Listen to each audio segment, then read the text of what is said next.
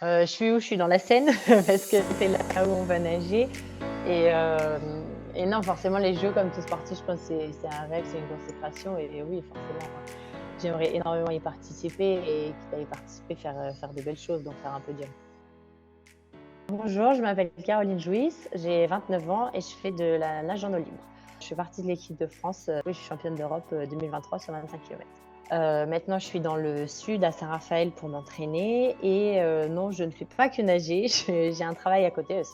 C'est pas un sport professionnel, la natation, donc voilà, je suis, chargée de mission à la direction commerciale de Veolia.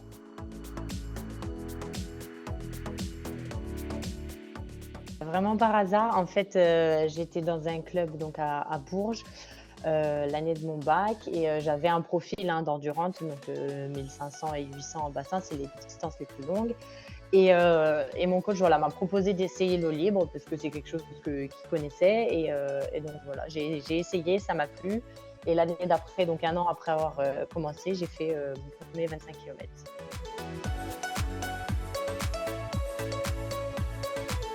Du coup, c'est une discipline qui est au jeu depuis 2008. Le format qui est au jeu, c'est 10 kilomètres uniquement.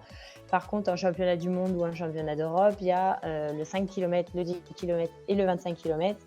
Et il y a aussi une épreuve de relais qu'ils essayent de mettre au jeu au prochain jeu, pas Paris, donc Los Angeles. Ah, c'est une activité un peu nature, si je peux dire. Donc, c'est en milieu naturel, donc mer, lac, rivière, n'importe, des bassins qui sont des fois créés par l'humain, au Qatar par exemple et à ça. Donc voilà, c'est tout le milieu naturel, mais on s'entraîne en piscine par contre.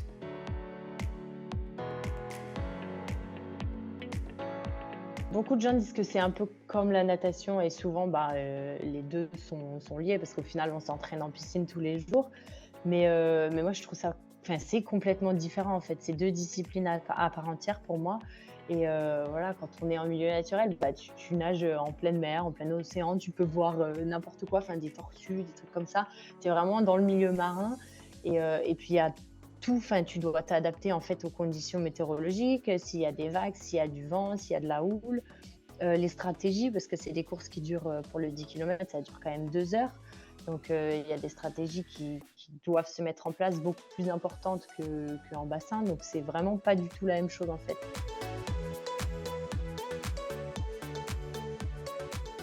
Donc là, il y avait les championnats du monde à Fukuoka, donc au mois de juillet.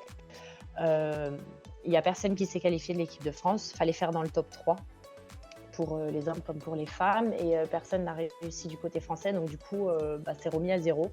C'est ouvert pour tout le monde.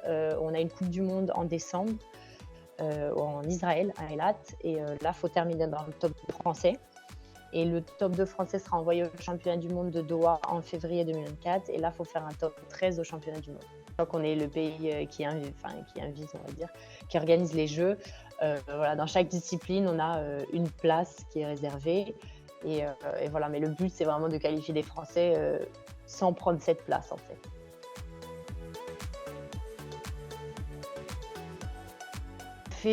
On s'entraîne en bassin tous les jours, tout le temps, sauf là récemment, parce que c'est l'été, donc on pouvait aller dans la mer, mais sinon toute l'année c'est en piscine et on fait 7-8 kilomètres par entraînement 2 fois et un petit peu plus quand on n'a qu'un entraînement par jour. Ouais. Et après, c'est surtout des distances longues. Après, on travaille quand même pas mal la vitesse aussi parce que on le voit de plus en plus, hein, les courses, elles terminent au sprint, que ce soit un 5, un 10 ou un 25 km, même si c'est 5 heures de course, ça se finit au sprint. Donc voilà, il faut quand même avoir une bonne pointe de vitesse aussi.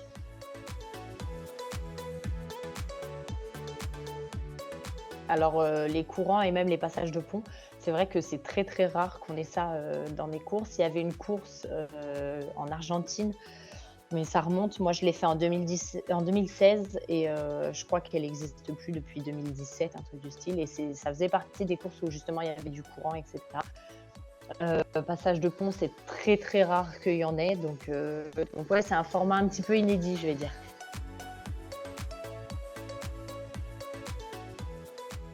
Manodou, ouais et Usain Bolt, c'est sûr qu'ils ont des parcours qui sont quand même assez extraordinaires.